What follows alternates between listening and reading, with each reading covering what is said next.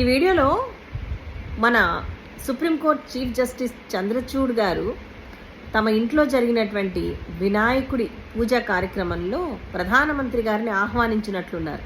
ఈ వీడియో చెప్తున్న సారాంశం అది. మరి ఆయన ఆహ్వానిస్తే ఈయన వెళ్ళారా, ఈయనగానే వెళ్ళి తలుపు కొట్టారా, ఆయన ఇంటికి హాజరయ్యారా అనేటువంటిది ఇక్కడ మనకు అర్థం కాలేదు.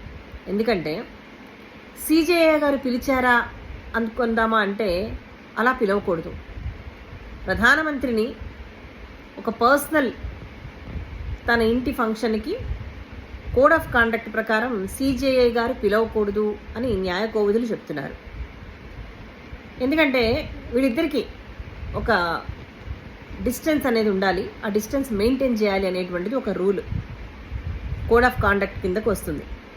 మరి దాన్ని సిజేఐ గారు ఉల్లంఘించారా, లేదంటే పట్టించుకోలేదా, లేదంటే అవసరం లేదనుకున్నారా, దీనికి అది వర్తించదా అనేటువంటి ప్రశ్నలకి ఇక్కడ సమాధానం రావాలి.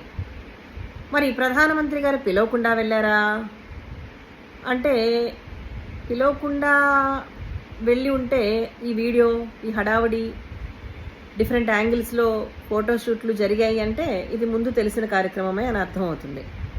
పిలిస్తేనే వెళ్ళారు అని. ఎందుకు పిలిచారు అనేటువంటిది ఒక ప్రశ్న. సరే, పిలిచారు, దీన్ని పబ్లిక్గా ఎందుకు పోస్ట్ చేశారు? పిలవకుండా వెళ్ళి ఉండుంటే తన మంది మార్బలంతో, కెమెరాలతో, ఫోటోషూట్ హంగామా హడావుడితో ప్రధానమంత్రి ఎక్కడికి వెళ్ళినా అలాగే వెళ్తారు కాబట్టి ఒకవేళ ఆయనకే వివరం తెలిసి వెళ్ళుండొచ్చు. వెళ్ళిన సుప్రీంకోర్టు చీఫ్ జస్టిస్ గారు దీన్ని ఖండించి ఉండాలి. మీరు ఇలాగా మంది మార్బలంతో రాకూడదు, అది మళ్ళీ షూట్ చేయకూడదు, దాన్ని మీరు పబ్లిక్ డొమైన్లో పోస్ట్ చేయకూడదు అని చెప్పి ఉండాలి. మరి ఆయన అలా చెప్పలేదా? చెప్పినా మన మోదీ గారు పట్టించుకోలేదా? ఆయన నా మాటే శాసనం అనే టైప్ కాబట్టి ఈయన పట్టించుకోకుండా పబ్లిసిటీ కోసం తన సోషల్ మీడియా ప్లాట్ఫామ్లో పోస్ట్ చేయించేశారా? సరే, ఏది ఏమైనా ఈ కార్యక్రమం జరిగింది, ఆయన ఇంటికి వెళ్ళారు, ఆ వీడియోని పోస్ట్ చేశారు. దీని ద్వారా ఏం చెప్పాలనుకుంటున్నారు వీళ్ళిద్దరు? ముఖ్యంగా ఈ ప్రశ్న సిజేఐ గారికే. ఎందుకంటే ప్రధానమంత్రి గారి గురించి మనం ఇంతకన్నా ఏం ఆశించలేం. ఆయనకి రూల్స్, కోడ్ ఆఫ్ కాండక్ట్లు, ప్రజాస్వామ్యము, దాని విలువలు, ఈ వ్యవస్థలు, లెజిస్లేటివ్, జ్యుడిషియరీ, ఎగ్జిక్యూటివ్, వీటి స్థానాలు, వీటి ఇన్వాల్వ్మెంట్లు మీద పెద్ద గౌరవం ఉన్నట్లు ఆయన ఎప్పుడు ప్రవర్తించలేదు. వాటి విలువ తెలిసినట్టుగా కూడా ఆయన ఏ పనులు చేయరు. ఎప్పుడు ఇవన్నీ ఉల్లంఘిస్తూనే ఉంటారు కాబట్టి, ఆయనకు నచ్చింది చేస్తూ ఉంటారు కాబట్టి ఆయన గురించి పెద్ద ప్రస్తావన లేదు ఇక్కడ. ఆయన చేయొచ్చు, చేస్తూ వస్తున్నారు కాబట్టి ఆయన ఎవరు ప్రశ్నించే వాళ్ళు లేరు. కాబట్టి ఆయన మీద పెద్ద అంత ఎక్స్పెక్టేషన్స్ కూడా లేవు రూల్స్కి సంబంధించి. ఆయన మోనార్కిజము, ఆయన ఒక డిక్టేటర్షిప్లో ప్రవర్తిస్తూ ఉంటారని చెప్పి ఇప్పటికే ఆయన మీద అనేక ఆరోపణలు ఉన్న నేపథ్యంలో ఇది ఒక మరో ఆరోపణ అవుతుందే తప్ప ఇంతకుమించి ఆయన ఎందుకు చేశారు అని ప్రశ్నించడానికి కూడా పెద్ద యూజ్ లేదు.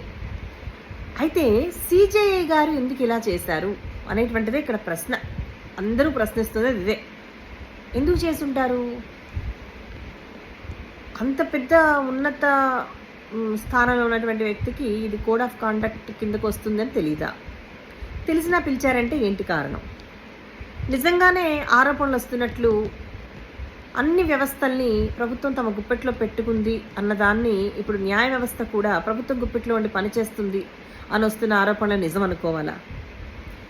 ఈ రకంగా చూస్తే అనేక తీర్పుల్లో ప్రభుత్వ జోక్యం ఉంటుందా?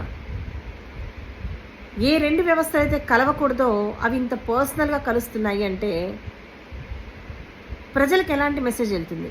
ప్రజల్లో ఒక భయం రాదా? అంటే ఎన్నో కేసుల్లో ప్రభుత్వం ఎప్పుడు లిటిగెంట్గా ఉంటుంది. అలాంటిది వెళ్ళి చీఫ్ జస్టిస్తో అలాంటి లిటిగెంట్ అయినటువంటి ఒక ప్రభుత్వం తరపున ప్రధానమంత్రి వెళ్ళి కలవడం అనేటువంటిది ఎలాంటి ఇంపాక్ట్ చూపించట్లేదు మన కేసుల మీద.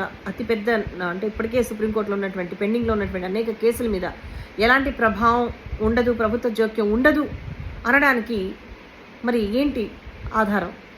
ఇదంతా చూస్తుంటే ఇలా ప్రభుత్వ జోక్యం ఉంటుందా అనే అనుమానాలు రావా? ఈ ఫ్రెండ్షిప్ ఎందుకు అనే ప్రశ్నలకి సమాధానం కావాలి. దీనికి చాలామంది ఏం డిఫెండ్ చేసుకుంటున్నారు అంటే, గతంలో మన్మోహన్ సింగ్ హయాంలో ఇఫ్తార్ పార్టీలో కలిసినప్పుడు లేనిది అప్పుడు కూడా జడ్జిలందరూ వచ్చారు, అప్పుడు లేనిది ఇప్పుడు ఏంటి అంటున్నారు. అది ఒక ఇఫ్తార్ అంటే ఒక పబ్లిక్ పార్టీ, అందులో ప్రతిపక్ష నేతలు, మంత్రులు అందరూ వస్తారు, మిగతా జడ్జిలు వస్తారు, మిగతా లీడర్స్ వస్తారు, పాలకపక్షం ప్రతిపక్షం అందరూ ఉంటారు. అది పర్సనల్ మీటింగ్ కాదు. కానీ ఇక్కడ పర్సనల్ మీటింగ్, వీళ్ళిద్దరు మాత్రమే ఉన్నారు కుటుంబంతో సహా. అంటే సీజేఐ గారి కుటుంబం, ప్రధానమంత్రి ఉన్నారు. ఎందుకు ఈ పర్సనల్ మీటింగ్ అనేటువంటిది చాలా ప్రశ్నల్ని లేపుతోంది. సీజేఐ గారు దీన్ని ఎందుకు ఖండించలేదు, దీన్ని పబ్లిక్ ఎందుకు చేశారు అంటే, కొంతమంది అంటున్నారు ప్రధానమంత్రి గారికి ఉన్నటువంటి ఫోటోల మోజు, సోషల్ మీడియా మోజు సుప్రీంకోర్టు చీఫ్ జస్టిస్ గారికి కూడా ఉన్నట్లుంది. అందుకని ఒకవేళ పబ్లిసిటీ కోసమో లేదంటే ఇలాగా ఫోటోలు పోస్ట్ చేసుకోవడం కోసమో ఆయన అత్యుత్సాహం చూపించి ఉండవచ్చు అని చెప్పి అంటున్నారు. ఏది ఏమైనా మీకేమనిపిస్తుంది? ఇలాగా స్వతంత్రంగా పనిచేయాల్సిన ఈ రెండు సంస్థలు, ఈ రెండు వ్యవస్థలు ఇలాగా స్నేహభావంతో ఉంటే మరి ప్రజలకి న్యాయం నిష్పక్షపాతంగా జరుగుతుందా? చాలా పెద్ద పెద్ద కేసుల్లో, తీర్పుల్లో ప్రభుత్వం జోక్యం చేసుకోకుండా ఉంటుందా? వస్తున్న తీర్పులన్నీ మరి స్వతంత్రంగానే ఉంటున్నాయా అనే అనుమానాలు వస్తున్నాయి కదా. మీరేమంటారు?